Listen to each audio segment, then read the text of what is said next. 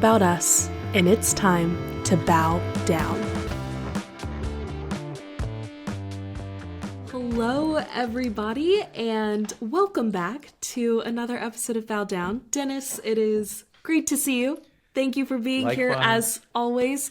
Wouldn't miss it, Reese. And as always, you are looking absolutely glorious. Love it, love it, love it. You're looking beautiful. Thank you. Keep on shining, queen. We're trying. That's the goal, right? Every day, right? Well, today we are getting into a little bit of a topic that came up a few weeks ago that we had kind of put a pin in to come back to. And so I guess we'll just start with opening back up this topic of sublime womanhood and what femininity means when we look at it through the lens of sublimity. I guess I'll give a bit of a precursor here for those listeners who may not be super familiar with the concept of the sublime. It is, I would categorize it mainly as an aesthetic concept, but of course it's used in literature, philosophy, art, so it can really be applied in a lot of different ways. The Romantics are oftentimes credited with the origination of this theory, but it is the idea that human experience in its essence, in its nature, is both beautiful and terrifying at the same time. It is both grotesque and glorious. And the intersection of these two things, when we experience that as a human, gives rise to what the Romantics called the sublime. This feeling of awe, of something being so awesome that it strikes fear into your heart, but also unimaginable wonder. And I think there is something deeply feminine about that to me, and about the idea of a strong woman. It's kind of like sublimity inherently holds paradox, right? Because it is based within the fact that experience is paradoxical. So that's what we'll be exploring, and just, of course, very brief background for anyone who wanted that little precursor. But yeah, Dennis, do you have any first initial thoughts on this idea of sublime womanhood? Yeah, I do. And you know what sparked in me, or when you said this holding on both hands, right? On one hand, you have this extreme beauty and poeticness and loveliness, but on the other hand, you have this terrible, this fearsome. And the first thing I think of is just Mother Nature. Like, we say when you talk about feminine, Mother Nature is not a gentle metaphor. I think we say that. We talk about Mother Nature, and it's kind of, oh, Mother Nature isn't sweet. But when you think about all that nature brings, it's flowers and butterflies and beautiful, landscapes, but it's also hurricanes, earthquakes, volcanic eruptions. And to me, Mother Nature embraces this duality without apology. And in the same way, the feminine sublime, to me, embraces this duality as well. Or when it's truly being lived and experienced, there is no apology for being both this incredible beauty, but also this force. And notice how we've tried to sanitize Mother Nature into, and really not look at that destructive side, right? Not look at the side, and that's what patriarchy does to women, right? It's what we talked about, in the last couple of weeks. I think it tries to reduce complex power to something manageable and non-threatening. You fit in these boxes. And to me, real feminine power includes destruction, transformation, and rebirth. Yeah. And this label of, oh, well, you're a nurturing, nurturing mother, right? Oh, you're nurturing. Well, nature nurtures through both rain and fire, in a sense. So that's the first thing in terms of getting this idea of holding these two dualities, essentially. Yeah, I love that. And I love too that, like, fire is very much a nurturing thing, that immediately upon gut instinct, you think fire and you do think, like, fire and brimstone, destruction. But in the idea of womanhood, I really like to think of fire is like a hearth, right? Like in Greek mythology, we have the figure of Hestia, who is this beautiful, like, mothering goddess that tends to the hearth of the gods and keeps the home warm and safe and comfortable. And there is something deeply soothing and nurturing about that, even though it is this quote unquote destructive force. It can be used for a lot of good. And on the other hand, too, I think looking at beauty is something that can be dangerous and scary, right? Like, how can we hold these dualities, but also see them reflected in one another? That, like, the idea of the siren or of the succubus, right? That, like, using your feminine wiles as a way to, like, gain control of your power. Beauty and sexuality is also deeply dangerous and destructive in a lot of ways. And I think being able to hold the duality of the duality there is also really interesting. Love it, yeah. And again, I think going back to this, I think when we think of feminine, just because what we've been conditioned to, it is this gentleness, right? This meekness. It's and yet at the same time, what have women always heard? And I was, whether in the workplace or just been told over and over again, you're too much, right? Too emotional, too intense, too sensitive. And again, to me, you can't have one without the other. If you want femininity, you want sublime femininity, you have to take the beauty and the power and the emotion and the strength that comes with too much. And I would argue that when people say you're too much, that emotional excess is your connection to the sublime. To me, that is part and parcel with the sublime, because again, you can't separate them out. They're intertwined together. And to me, that, whatever the emotion is, when it's so big, and I don't have big emotions that and society has conditioned me, and it's something I work through in therapy and my own inner work to allow more emotion out. But, I mean, the grief that brings you to your knees, or rage that makes others uncomfortable, that's you expanding beyond sort of these artificial boundaries placed on you as a woman. Yeah. No, you shouldn't be so emotional. Fierce rage, again, this idea of injustice. To me, that's your sublime self, knowing that injustice deserves a strong, powerful response, right? Witches weren't burned for being evil. They were being too connected to forces that threatened male control, really. And they labeled that evil because it threatened male control. But that's not why witches were burned. Not because they were evil. I mean, half the time they knew they weren't witches. They made up tests they couldn't pass. So it had nothing to do with actual well, and even fairness, then, right? like, this is maybe future topic, witchhood and, like, the Salem witch trials and the fires that happened in Europe as well, because there's just so much to unpack here. But one, the fact that women were falsely accused, for just being too powerful and threatening. But also women who maybe were practicing witchcraft, it's like, witchhood, if we look back in the lineage of the practice, is really rooted in medicine work and, like, kitchen witchery and healing modalities. Before we had doctors, you had a grandma who said, have tea with honey and lemon to soothe your sore throat.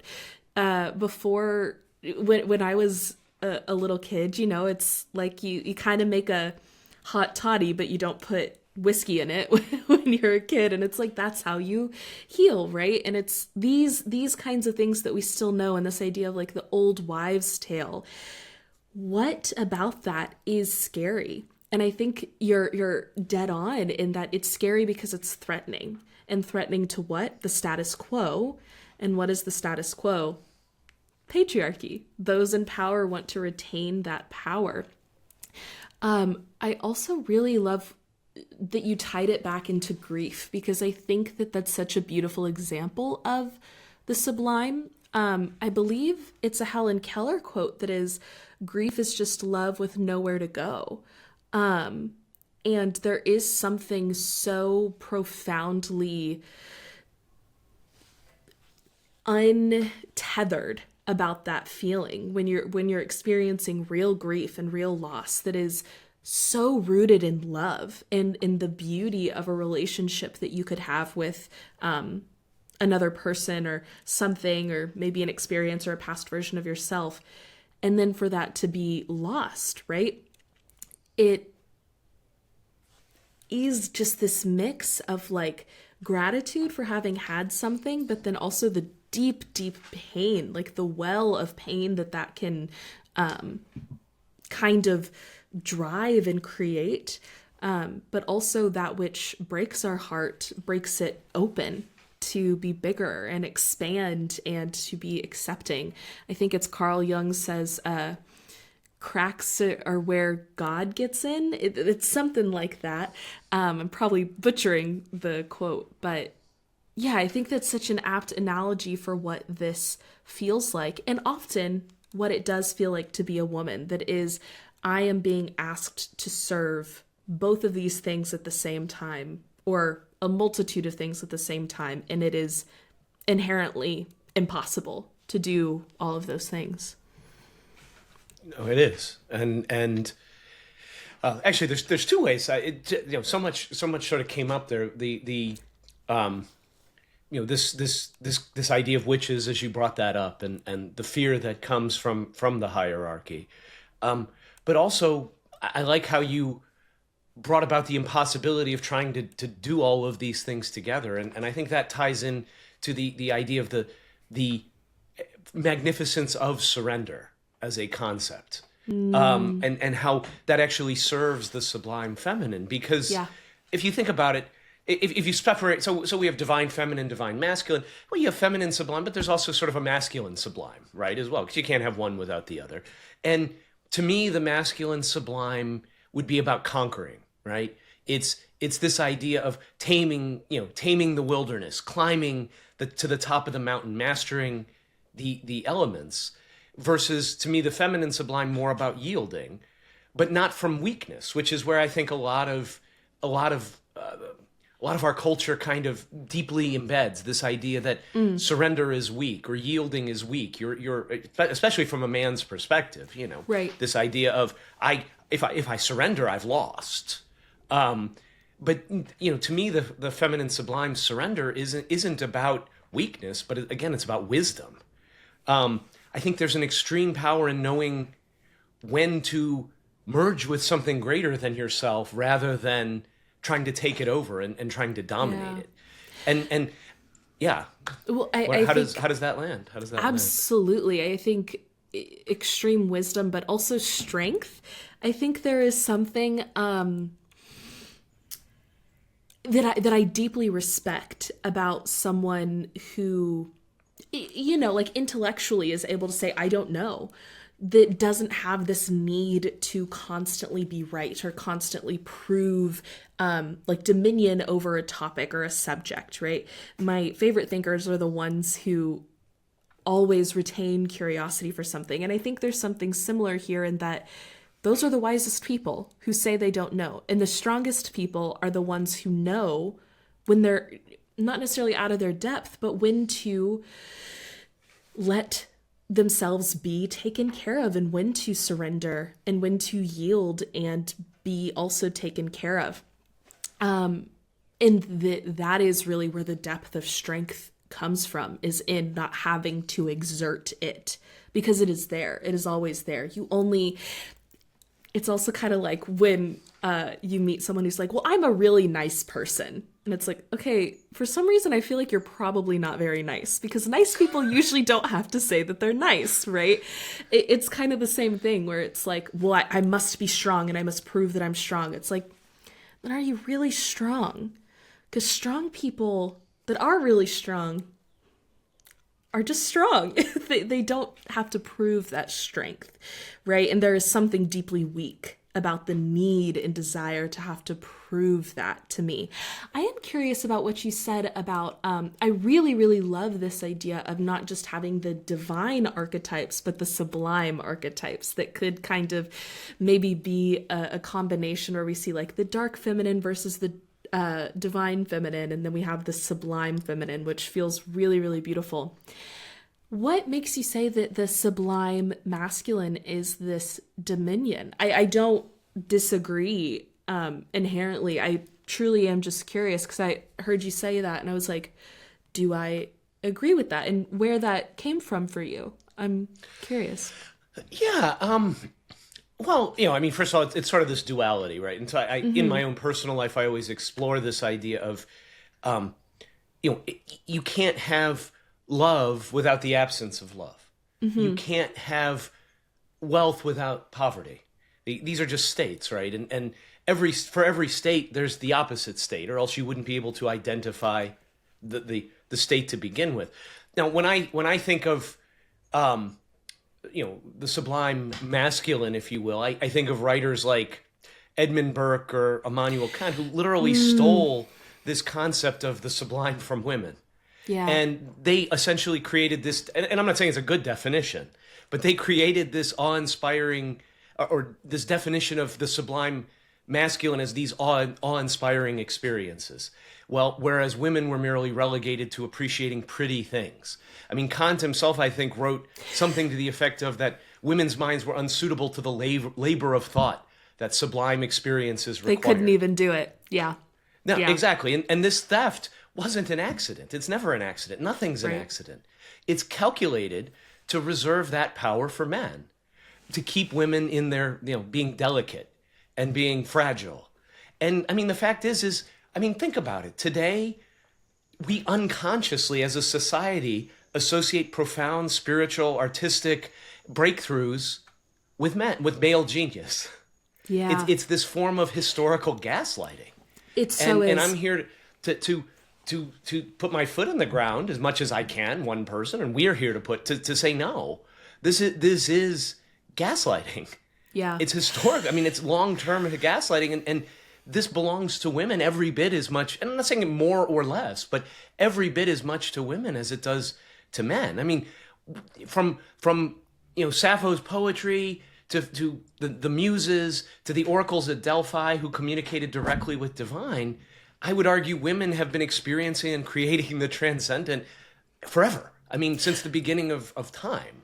And yet it hasn't been a holy thing until it was evil. It was of the dark. Absolutely. Until men discovered it all on their own, ? That doesn't seem to add up. No, of course. And nothing does when you really look at it underneath. And again, I view, the analogy that comes to my mind comparing sublime feminine versus sublime masculine. To me, sublime feminine is water. It flows around the rock. So if you think of a way to build a road, right? Well, one way to do so is, of course, the masculine way would be to blast the hell out of it. We're gonna put 20 tons of TNT here, and we're gonna blow this up, and we're gonna build a road. But a more sublime feminine way would be to follow the water, follow the path that the water carves. And again, I'm not saying it's not about one being better than the other. That's the key thing to me. And I think it's very easy to, have your chest puffed up as a man and be like, yes, of course I can literally transform things and, and power. That's I understand why people would look at that. But to me, there's almost a greater power in surrender and in being this flow that honestly a lot of men can't even understand. It's a different kind of strength. And surrendering to the current, doesn't mean drowning, right? It can mean actually being carried to places you could never reach by fighting. Yeah, I mean, wow, that is so beautiful and makes me really glad that I asked that question because I just really love everything you had to say there. Whoa. Something crashed in the hallway. But yeah, no, I completely agree. And I do think that there is something about this like grotesqueness, beauty thing around the need to conquer, right? And to take dominion over something. And that is kind of what we've seen happen, that it is this appropriation, right? That it's like you have generated something and now I am taking ownership over it for my own. And I really loved what you said about genius too. And it made me think of Elizabeth Gilbert's Big Magic, which I think I've mentioned before. I'll probably mention again. It's one of my favorite books. But in it, she discusses, the book is all about creativity. And in it, she's discussing the idea of the creative genius and how we now have the idea that someone could have like this spark of genius, that it's something that you experience the same way, like wisdom is in us, knowledge is in us, creativity is in us, genius is in us, right? But historically, a creative genius was actually looked at as an external entity or spirit that would come to visit you and sit with you, that you would commune with as an artist. And that's why when genius strikes, you must be willing to answer the call, because you don't know when they might, be entering into the room, like quite literally, physically, as an energy here to engage with you, and that's why you have to answer. And it does feel very much like this over the years, how we've seen genius be this entity that you can engage with, because it very much asks that the artist, not take full credit of anything too. It's like there's also, I am just the communicator for what my genius is bringing me. There's something very non-egoic or decentering the ego in that as well.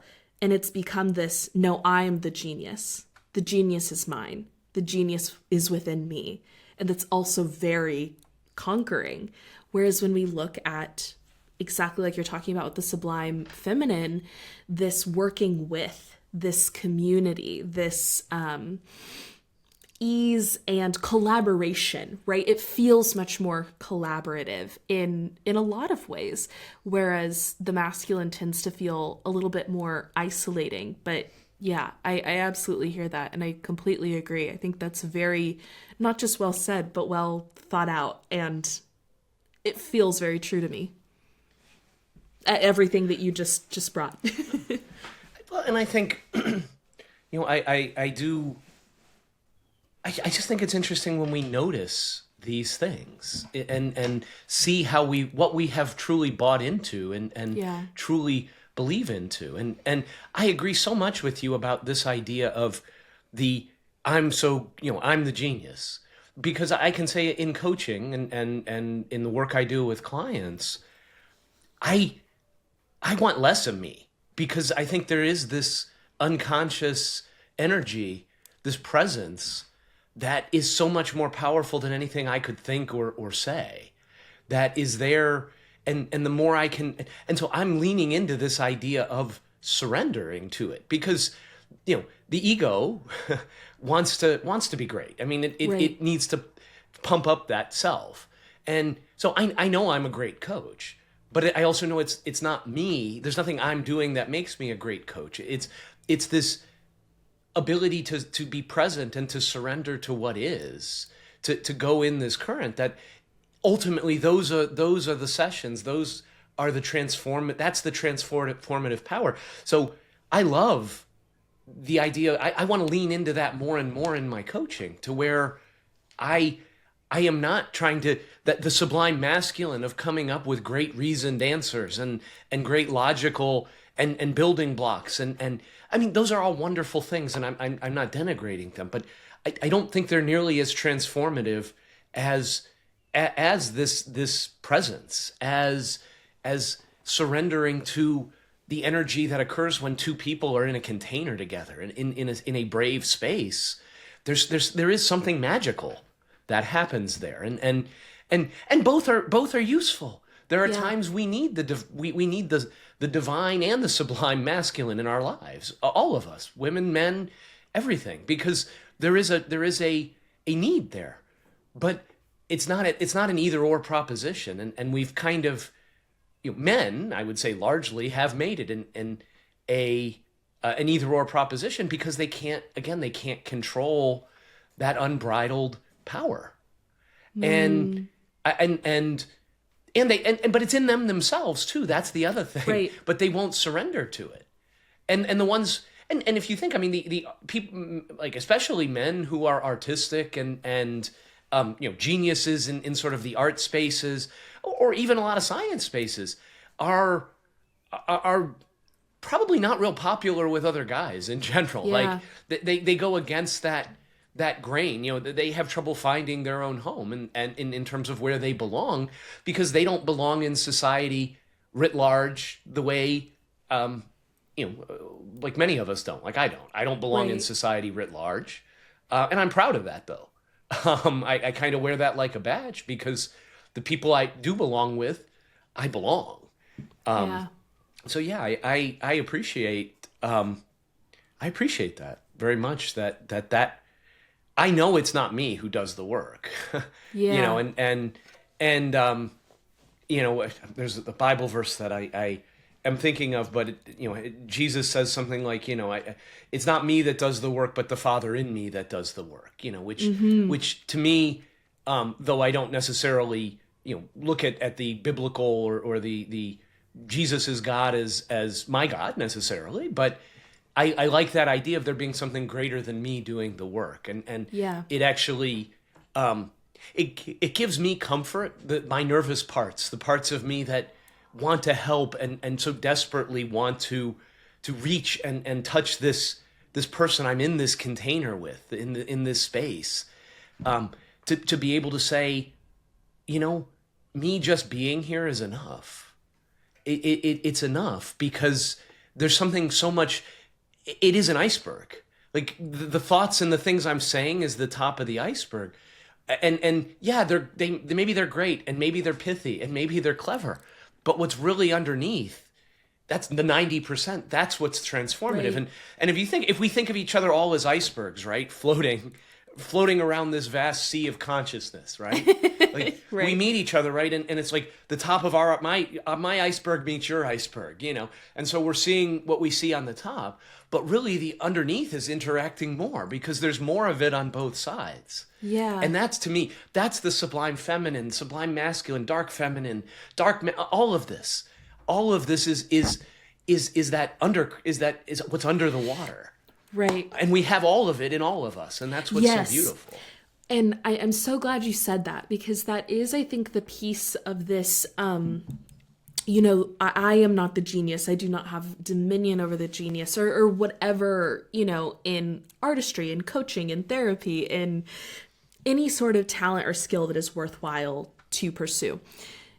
To be able to say it is something bigger and greater than myself that I am almost like stepping aside to let come through me, I think is such a beautiful way to think about it.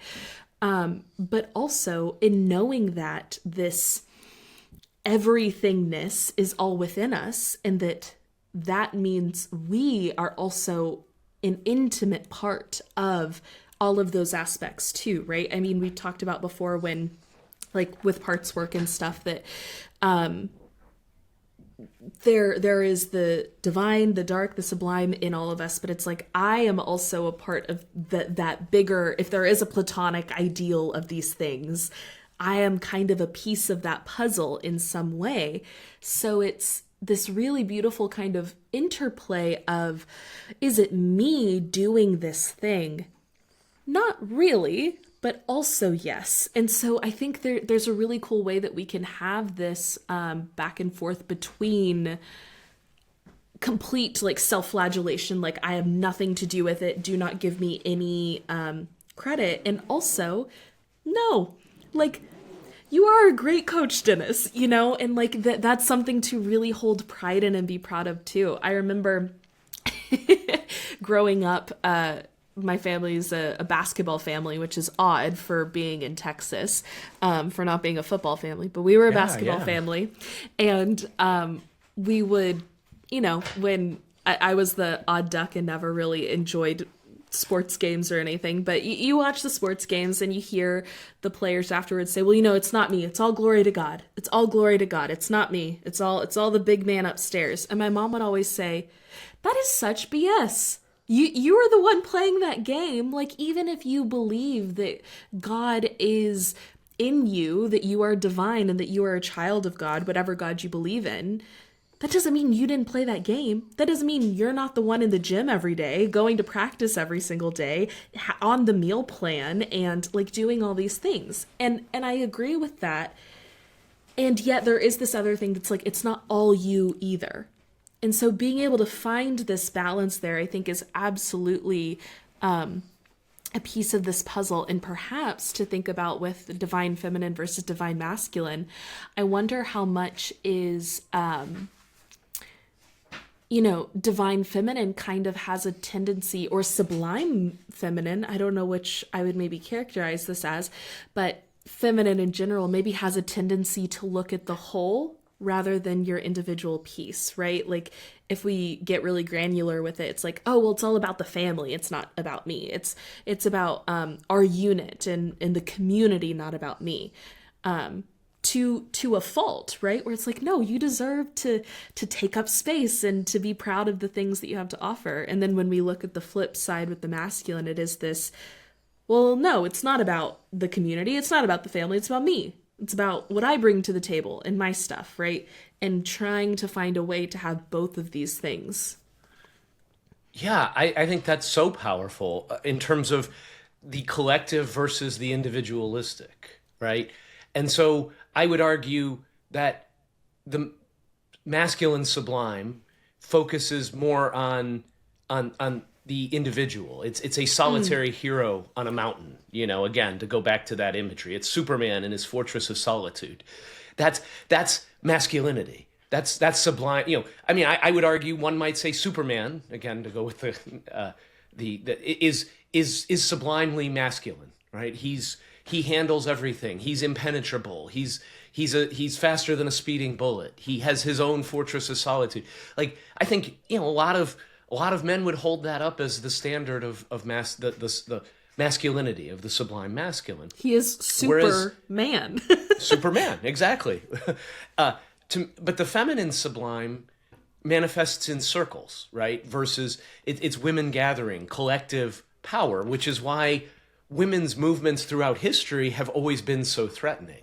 Because one woman in her power is remarkable and can change things. And we see examples of that all throughout history.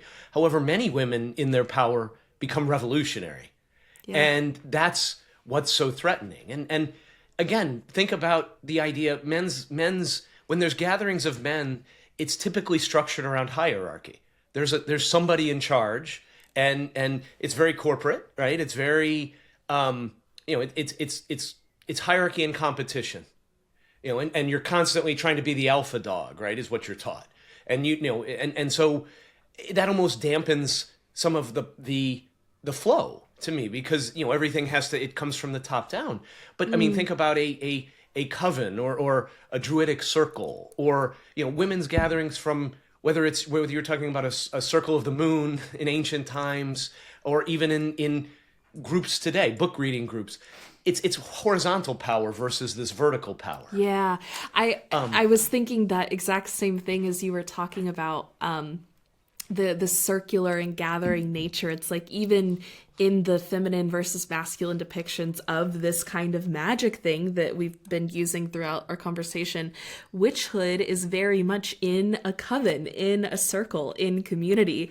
And then that's countered with the idea of the magi or the wizard that's like alone in their tower, right? That is the hermit on this journey. And absolutely there is time to go on your solo kind of hero's journey.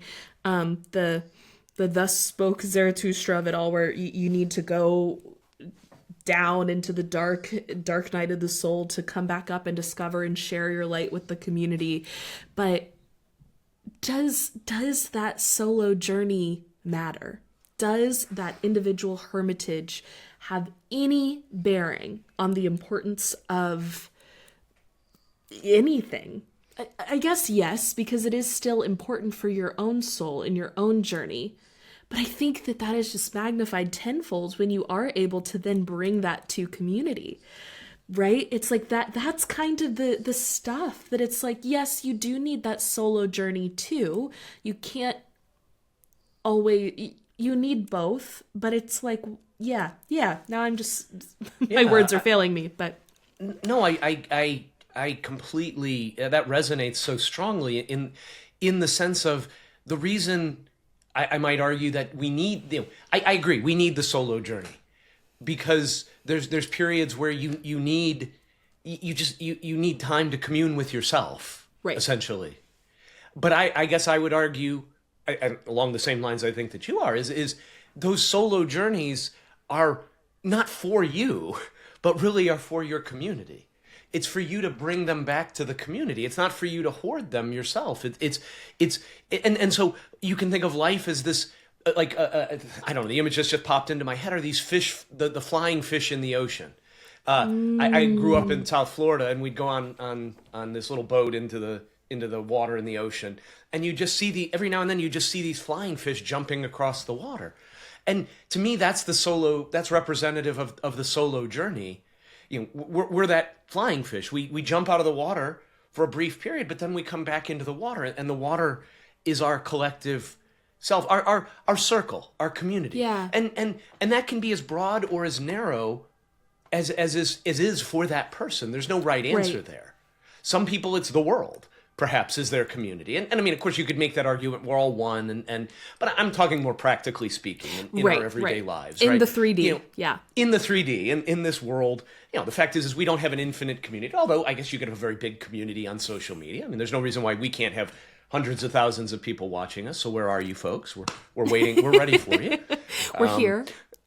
We're here. We'll be here. But I think about women's retreats and things like that. I remember my mom used to go to these religious retreats actually, and she would come back a very different person, just a completely different person, which as a kid was really scary. I actually hated it when she'd go on these religious retreats because she literally would come back and as a kid, I couldn't articulate it, but her energy was just so totally different from when she left. And I don't know that it was better or worse, and in some senses, it was probably a lot better because she was calmer and more in self, I think, from an IFS 8C's perspective. But as a kid, that's scary because my mother was mercurial to begin with, and she anything different was bad. Because I didn't know what inconsistency mean, right? is unsafe. Yeah, consistency is so key, especially as an autistic child, not liking change, not dealing with change well, and not knowing you were autistic, not knowing why you felt the way you felt. But the thing is I've come to believe that it really wasn't. She was seen in a way maybe she hadn't been seen before, or during those times, and it's not just emotional support.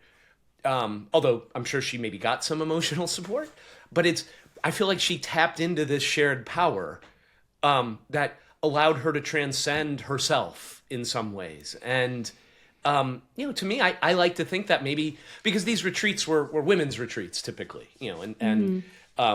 she used to go to these various women's religious retreats like Women's Aglow and other Christian organizations. And the fact is I do feel that in that, looking back, she experienced the collective feminine sublime in a way, and it did transform her. So there's such a power in it. Now, it would fade, but again, it speaks to me of this shared power and how it can go forth and multiply versus bringing the power upwards and focusing it to a point. And again, to me, that's what masculine power is a laser beam. It's focused on a specific area, whereas feminine power, the sublime feminine, is diffuse. but Yeah. lights up more things, brings more energy to more things. If I don't know, how does that? I just thought of that. I just sort of popped into my head. How does that resonate with you? What does that bring up? I think that's fascinating. The first thing in thinking about like generating energy and like trying to focus it in on one specific point, one, it just feels narrow, right? And siloed as opposed to expansive. And I really love your refrain of like, is this thought expansive or restrictive, right?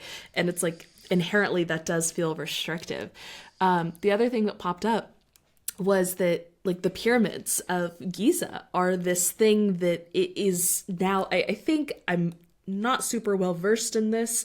It's been a while since I watched Ancient Aliens, but if my understanding is correct, that the pyramids were actually used as a way to kind of channel this energy into one point at the top of the pyramid, that these are grand energy structures, right? And so it's like, that is so interesting that we actually have all of these structures and shrines to generating energy to one point. And then that makes me think about the other wonders of the world. And my mind went to the Great Wall of China, which is, of course, a giant protective structure separating, I believe it was it the Mongols from, oh my goodness, my history is so failing me right now. But it was a giant protective structure, right? That is very like, this is my land, this is yours. And even just thinking about the physical representations of these things and how we have upheld them, it's harder. I wonder if part of this, because a question that's kind of been floating throughout my mind as we've had this conversation is, how did we get here? These feel like universal truisms. I hesitate to say truths, but truisms that is energetically we all know, we all feel these things, right? How did we get to the point of this isolating power over structure, hierarchical laser beam energy being the one that is predominant, that we base things on? And I wonder if part of it is because it is easier to make manifest, if it is easier to kind of tangibly understand and explain than this diffuse power of femininity, because a hierarchy is much easier to understand and navigate than not having one leader. Right? That's much more complicated and takes a lot more communication, emotional maturity, and healthy individuals. How have the pyramids and the Great Wall and all of these other wonders lasted? Because they're big and specific, right? It's like the wonder of the ocean, right? Isn't really considered a wonder, but that is the biggest thing that we have. Yeah, I don't know. So there's something about that I think is fascinating. Like, is it, not to undermine, of course, the oppression and great harm that men have done through patriarchy over the course of human history, but in thinking about this kind of energetic narrative that exists underneath it too, like, why is it that has... why is it gotten away with for that to be the prevailing paradigm? And I wonder if that's part of it. I don't know. Yeah, I mean, that's a great question. What comes to my mind in terms of why is it's much more in your face. So, yeah. You mentioned the pyramid, and what came to my mind, because I was just there a couple of weeks ago, was Las Vegas, and particularly the Luxor, which, that beam of light is focused. I mean, exactly what you said is focused, straight up, in a relatively, but and it takes a broad amount of energy and focuses it to a point that can be seen. If I'm remembering, something like 235 or that number stuck in my head, but right. Hundreds of miles away on a clear night, planes can see it from all over, and I think that's why, because it's brash. It changes things immediately or very close to immediately, and we're we're time beings. Like, as much as I'll say things like time doesn't exist, and that's a wonderful heady concept.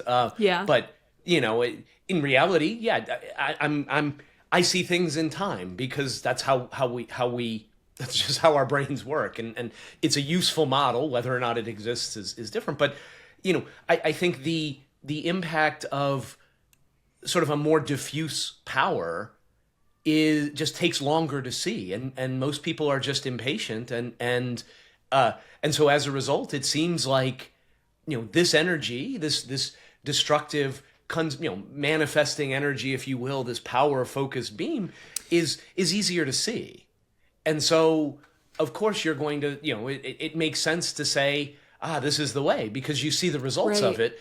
Whereas some movements, you might die before you see the results of. Yeah. I mean, how long did it take, to go back to the water flowing analogy of that, earlier? How long did it take to create the Grand Canyon? How many millions of years to rub away that rock? Yet, how much focused energy would it have taken to do that? If you tried to explode and build the Grand Canyon out of, how much energy would it have taken? Yeah. So yeah, I mean, and so I think it's natural to poo-poo, I guess, the sublime feminine, because it's not a jolt of power. It's not It's not immediately transformative. It takes time to grow, and to change. Yeah. I think that rings really, really true to me. And I do like the analogy to the Grand Canyon, where it's like, would anyone have started on that project if they knew how long it was going to take? Like, if someone told me it was going to take all of that, I probably would say, hey, not for me. But yeah, good luck, have fun. nature said, yeah, absolutely. I am here for that journey, that project, no matter how long it takes. And there's the quote in Hamilton that legacy is planting seeds in the ground that you never get to see bloom, right? That you never get to see come to fruition. And there is something about that does make me very much think of motherhood, in that, what is the legacy we leave behind? I think the difference oftentimes in like divine feminine legacy versus masculine legacy is like, how am I helping other people to live out their truth once I'm gone? Like, my message has been sent out as much as it can, and that energy will permeate, versus this, will my name be remembered, right? And those feel very different. And what you said also made me think of this saying, Jack of all trades is a master of none. And that is like a saying, an idiom we've all heard, Jack of all trades, master of none. And for the longest time, I was like, oh my gosh, I'm just a jack of all trades, and I don't know, like, I don't have any specific thing that I'm good at. Like, this is so bad. And my mom one day was like, I don't think that's actually what the full saying is. And I was like, what? And we looked it up, and the full saying is actually jack of all trades, master of none, but I'd rather have many than only have one. And I think just even in that, like, that's a linguistic example of the way that the masculine has done this conquering to the feminine, right? That it's like, yeah, let's make this seem really bad, that you have this kind of broad, expansive understanding, because you need to have one thing, you need to have one focus, and that's how you get good and get masterful and get to the top of your field, is because you have this one. But it's like, isn't there something so beautiful to be well-rounded in this way? And yeah, I think, yeah. No, I think there totally isn't. You brought up motherhood, which sparked in me another thing I had been considering or thinking about in terms of the sublime feminine, and that is that, in many ways, to me, women's bodies are the original sublime landscape. I mean, if you think about it, you mentioned motherhood, and that's what sparked this, but women's bodies create life, bleed monthly without dying in cycles. transform food into milk, like literally create sustenance. And these are literally, to me, awe-inspiring, borderline supernatural acts that in some senses women have been taught to hide, medicalize, or be ashamed of. And that's the thing. The feminine body isn't just beautiful, it is sublime. It's capable of experiences that inspire both terror and wonder that men can't possibly experience. Childbirth is simultaneously an act of creation, transformation, and in the past, and even now, near death, that fundamentally alters a woman forever. Their body, their mind, everything. It changes everything, and yet women are expected to bounce back and act like nothing happened, go back to work 2 months later, if they even get paid time off, right? Menstruation, lunar cycles, right? It connects women to flow in a way that men can't quite understand, and rhythm. But yet we try to make that invisible, right? I mean, the society, it's not talked about with men. It's scary to men, again, because it's a woman's power. Even menopause is another great example. It's a second liberation, in a sense. Like, all of a sudden now you're not at risk of becoming pregnant and having your body changed. You have more control over your body in some senses, and it also brings wisdom. But it's treated as if you're an old horse. You're out to pasture now. It's treated as a decline and not what it really is, which is a transformation into a new body, essentially a new woman, and yet the same woman. And so to me, these again are experiences that have, whether deliberate or not, have been diminished to really keep women disconnected from their true power. And I think by talking about it, we bring it out again into the light and call it for what it is, a power grab, a form of control by the patriarchy, by men, because again of fear. And it's all fear, rather than embracing that. It's easier to say this is icky. I don't want to deal with this because it's I don't know. How does that land? Yes. Right? Like, yes, and all of the things. As someone who, in the maiden mother crone archetype is still securely in the maiden section. So it's like, I haven't experienced the vastness of what it means to be a woman in all of these different ways. But in my experience, just to speak to that to start, the amount of shame that is piled on to women for these things that they can't control is wild. I remember the fear that I had in needing to get a bra for the first time, which isn't even like a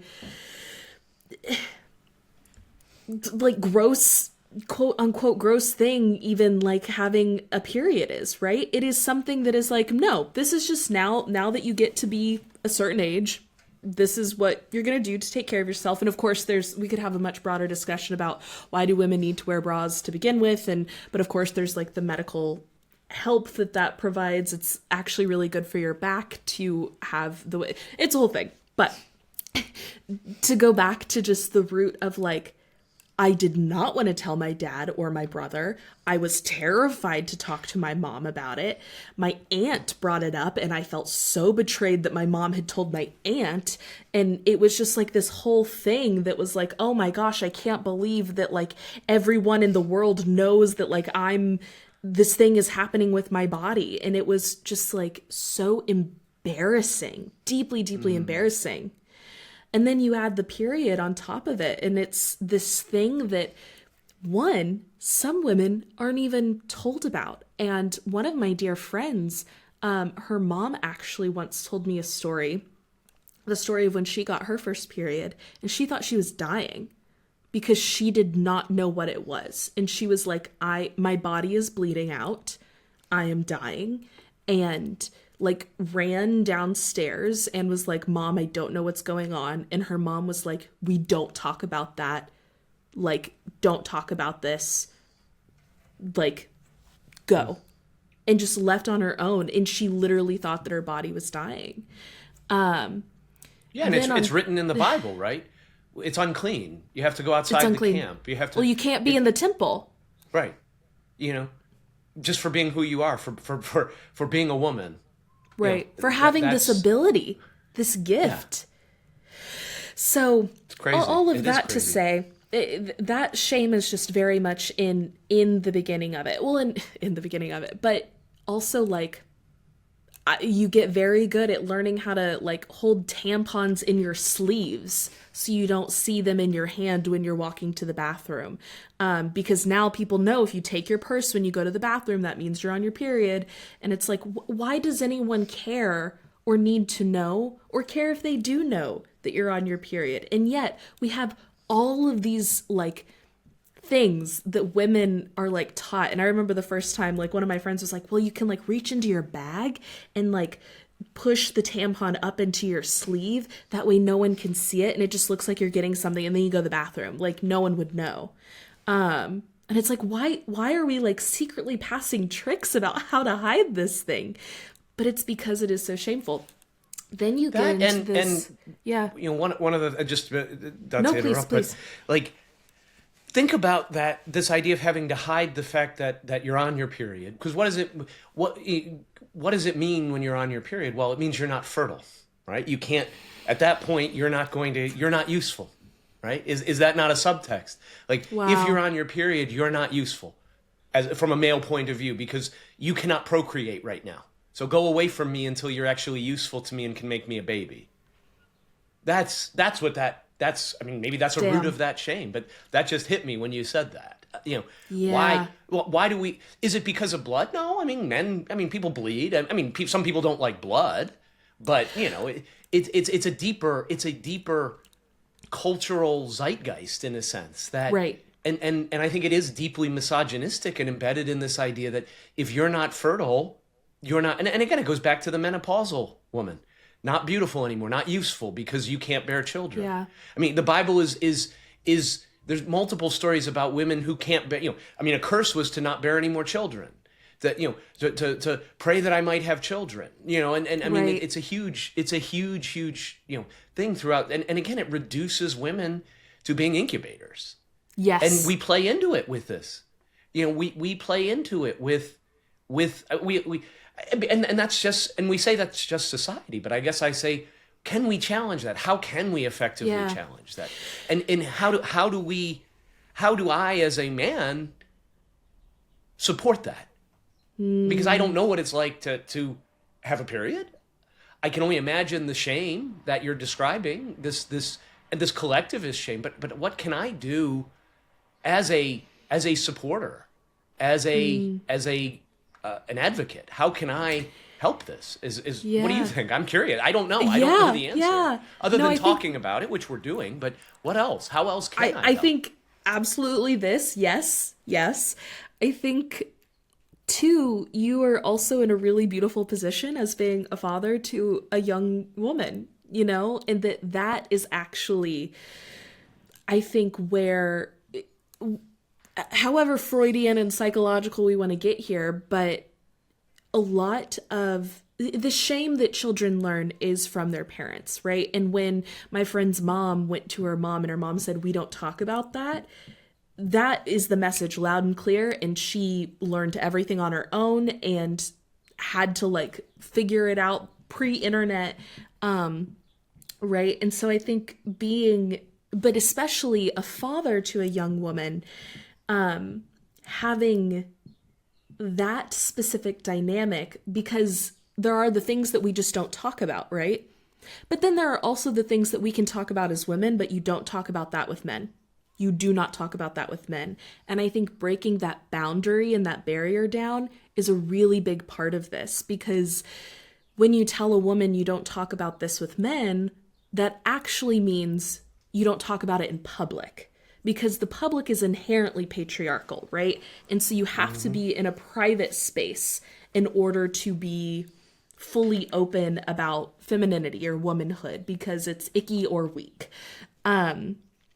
And so I think, like, growing up, there was a period of time where my dad couldn't say the word tampon.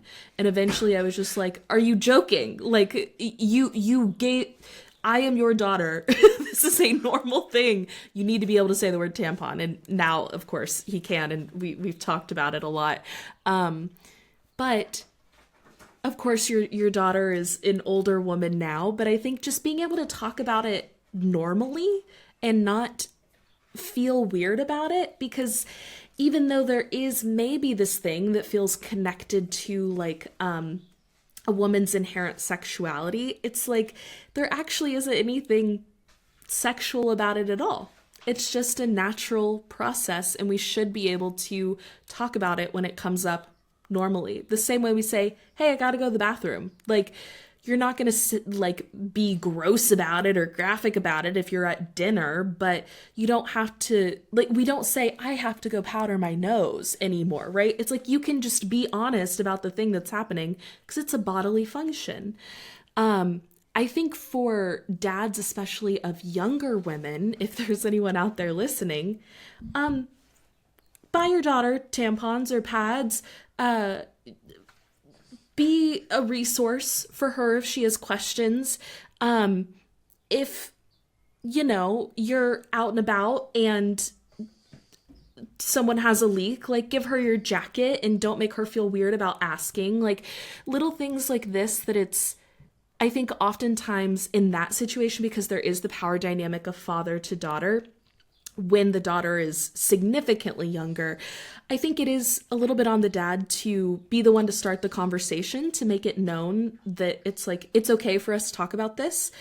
Once the daughter is like an adult, it's like, okay, now this, you have your autonomy. This is about your body. I don't want to cross into a boundary that you may not be comfortable discussing with me. And so I think that's certainly a delicate balance to strike, and depends on your relationship with your family.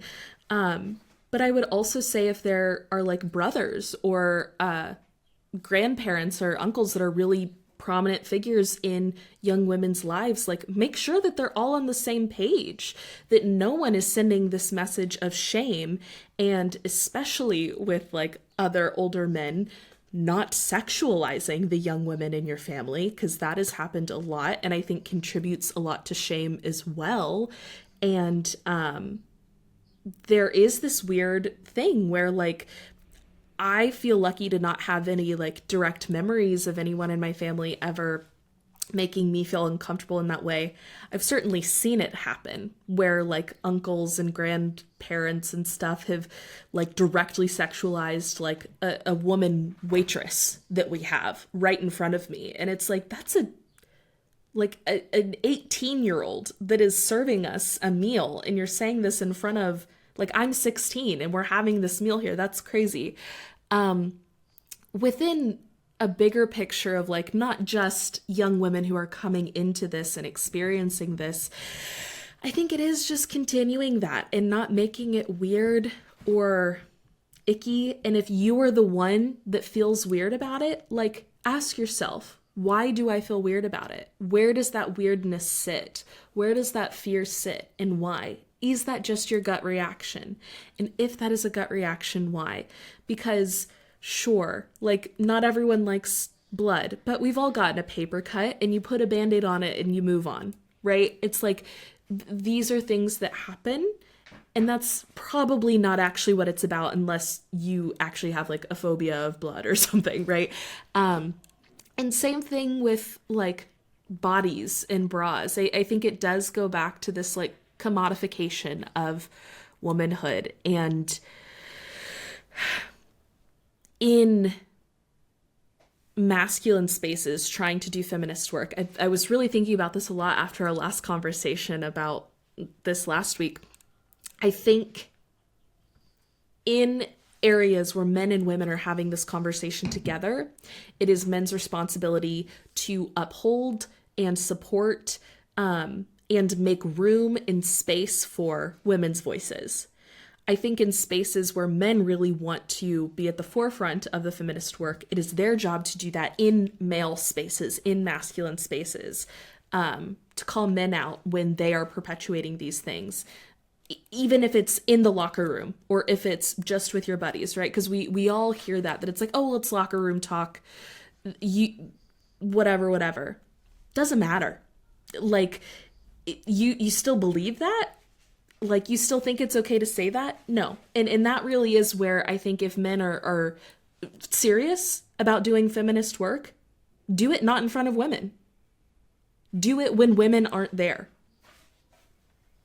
I love that. Like, yeah. that's if you actually, and I'm, my energy behind this, I hope you're not interpreting as directed at you specifically, Dennis, because Not I at know all. you asked the question, but no. but just, I think that is a thing oftentimes that you do see of men being like, well, how do I support? And it's like, okay, well, if you're in high school, when you hear one of your buddies say something wrong and there's no women around and you're like, oh, well, no one knows, like, I'm not going to say anything. No, that's the time to do it.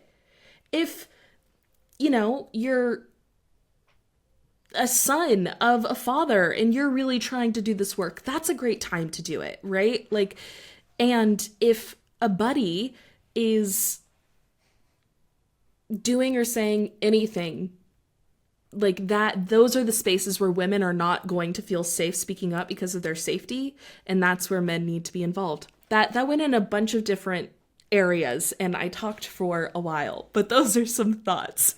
Oh, I love it, and I think what I took away from it is, number one, be willing to listen as a man. Be willing to listen and not immediately have that male view of, oh, this is a woman stuff I don't need to talk about. I don't need to listen. Don't tell me about that. So be open, be receptive, but also challenge things when it's difficult.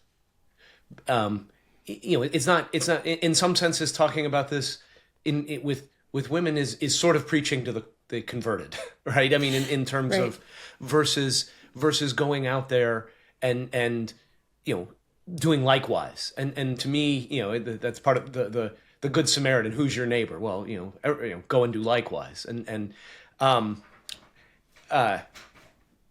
it just seems to me that takes bravery on the part of men, because it is, having been in my share of locker room talk, it's something I've never liked.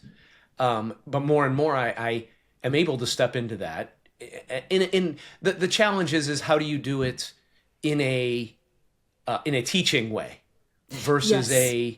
a hey, and to me that's leaning on how it makes you feel versus saying, hey, you're being a bigot, hey, you're being a misogynist or anything. Like, it's just, Right. I don't like it when you say things like that, because it doesn't feel good.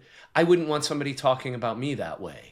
Or, you have a mother, you have a sister, how would you feel? Just to say it doesn't make me feel good, I think you should, I think you should rethink that. Or in whatever feels right, in a gentle way, though.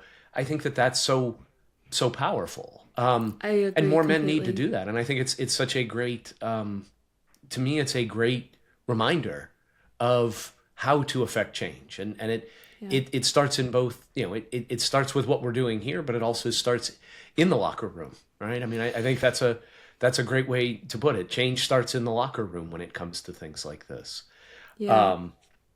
Yeah. And I think that sort of brings me, or brings me to sort of the last, and I know we have to wrap up, and is that really this is the Sublime Feminine to me is not about gender. So, I mean, or it goes beyond gender in some way. To me, embracing this, whether you're a man, whether you identify as a man, whether you identify as a woman, whether you identify as non-binary, it really, I think that when we access the Sublime Feminine, we become more whole, more connected, and more alive. And it allows us to transcend categories in some senses. We don't have to limit ourselves, because ultimately it offers us what I think this male-dominated patriarchy tries to deny, that the full spectrum of human experience. And to me, one thing I do is to recognize. It always begins with awareness, because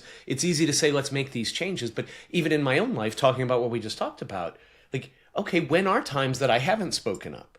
Or when have I said things that or thought things, that were not aligned with what I truly want to believe, or some things are deeply embedded. I know I believe this. I fight for this. It's important to me. And there's still a part of me that's been conditioned by society to try to get along, to not be misunderstood, to not be, but to me, it's about recognition that these qualities that we call feminine, this idea of receptivity, of having a depth of emotion, being intuitive and just knowing things versus logicking things, and even awareness of cycles and the moon and just the ups and downs, the ebb and flow of life, has been devalued in everyone. And I mean, I think it's in every example, everything we've talked about today, this devaluing of this, and a world or a life, to take it away from the world, bring it down to me, make this all about me. Living a life that honors that would not only be much more sustainable, more just, but also just more joyful. And it's the way I want to live. It's not about gaining power over men, women gaining power over men, but it's about building all of us together and really reclaiming these aspects of our human experience that we've pushed down and made less than, and that have literally been buried under these patriarchal structures and hierarchies and things. So I think this, to me, my call to action, and I have one from even just hearing this discussion and bringing these things to the light, and it is to just continually check and notice in myself where am I buying into what I've grown up learning, and what can I do, and also to commit to, when I have the opportunity to say something, that I do, that I am able to not just performatively do it, but do it in, it's sort of like the Bible verse about, do you pray, Jesus said, don't be like the Pharisees and hypocrites and pray loudly on the street corners. No, go into your prayer closet and pray in silence and in secret, and your Father in heaven will hear you.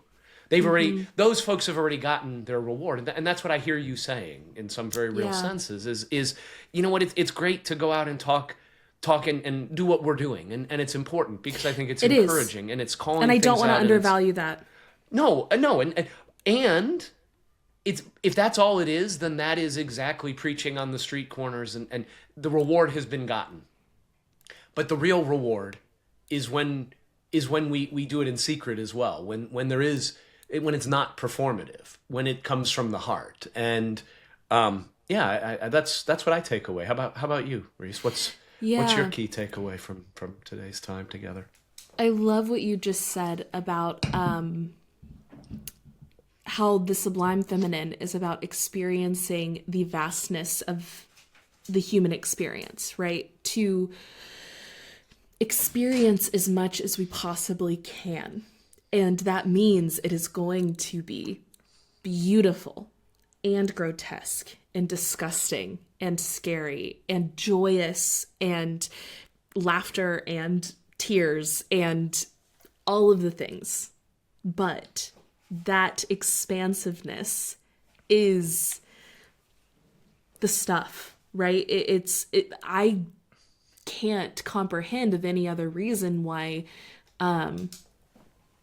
we would be in physical bodies if not to experience all that we can as a physical human being in physical reality.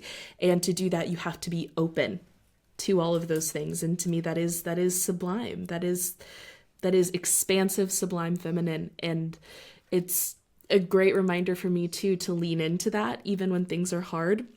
And I want to just reiterate that absolutely, I don't want anything that I said to undervalue any work that people are doing publicly, or, people who make things on social media or all sorts of stuff. That's very important and a very important part of the lived social justice work.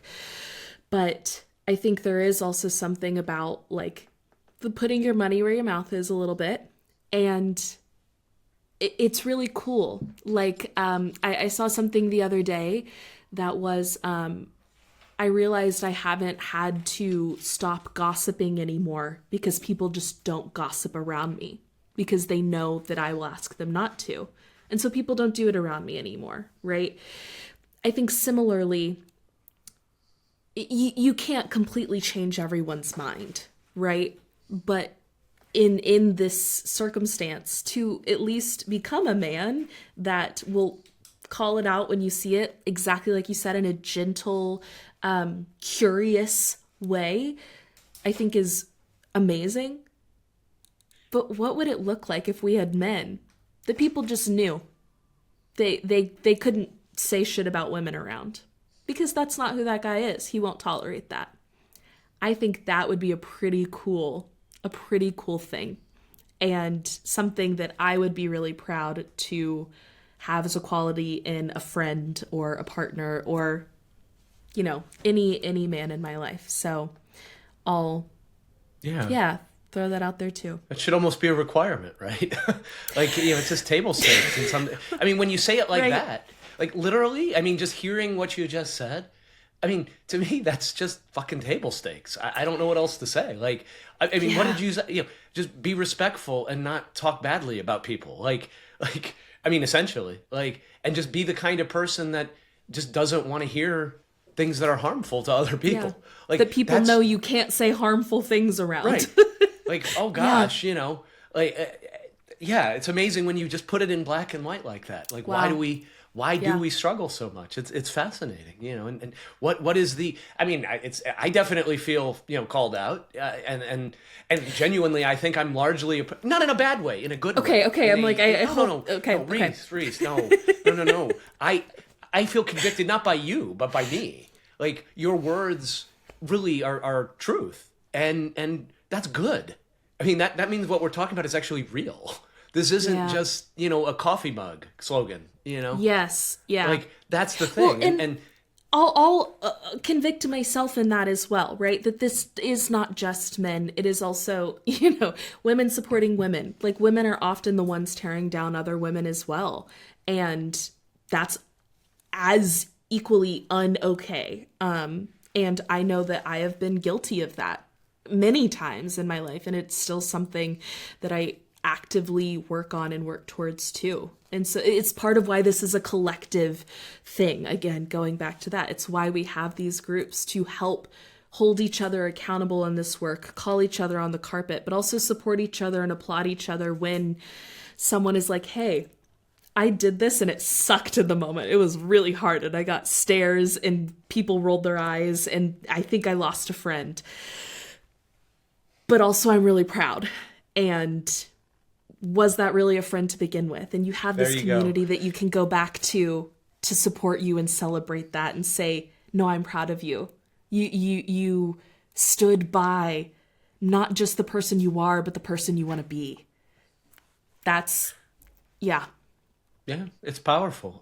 And yeah, thank you for turning this into a learning moment and a you know, we should be checking ourselves with this. You know, to me, this is a reminder of what we're here for, why we've decided to do this podcast. And you know, it's wonderful to get this message out, but it's also important to live that. And to me, that's what, you know, it's to not be a hypocrite. You know, it's to not be false. If you're going to do this, how can you live on, you know, it's like, I've never understood people who live like the devil and then go to church for 2 hours or 1 hour on a Sunday and that absolves them of everything. Like, you know, of all, you know, 1 hour a week, they're holy, but the remaining hours of the week, you know, you couldn't identify them from a Christian or anyone. And you know, what are we living authentically to what we either believe or choose to believe? Because again, we choose our beliefs once we recognize them. And yes. Yes. So really good stuff. So next week, I think we're back on the biblical theme. We've taken a couple of weeks break. And I think you said from the poll, I think you mentioned that Jezebel was was the most popular choice. So She I think that's what was. we're looking for. How And does that feel? I'm really excited about it. Jezebel has been a figure archetype character that I have been fascinated by for a really long time. So I'm stoked to dive back into the word and bring some more conversation to those with ears to hear and chat about it with you, as always, Dennis. Lovely, lovely. I can't wait, Reese. This is where we're gonna. Today was wonderful. I'm so glad we. I didn't know where we were gonna go, but we went in some awesome places, and I As we always do.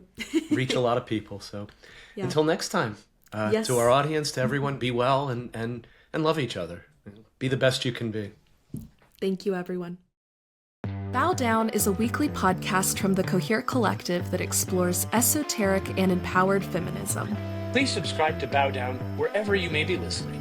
And if you enjoyed the episode, please leave us a like, a 5-star rating, and a review. And if there's anyone you think would enjoy this episode, or maybe just needs to hear it, please share it. If you want to stay up to date on all things Bow Down, you can follow the Cohere Collective on any social media platform at the Cohere Collective and check out other content and offerings at www.thecoherecollective.com. If you're interested in working with Reese to find and pursue your purpose, I encourage you to head to www.thecoherecollective.com/life-coaching.